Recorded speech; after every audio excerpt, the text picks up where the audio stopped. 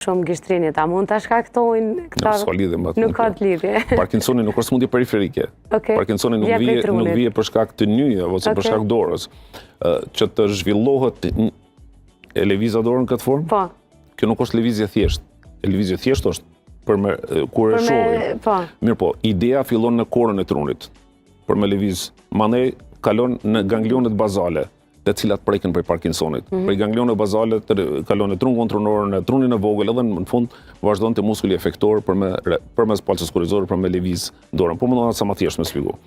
Një prej hallkave të lëvizjes, një prej hallkave motorike janë ganglionet bazale. Aty është një hormon ose një neurotransmiter që quhet dopamina, ose substanca zezë, ndryshe quhet, substancia nigra, ku dopamina mungon të ai region, edhe për këtë arsye shfaqet Parkinsoni, kështu që s'ka lidhje me lëvizje durve me ato gjëra.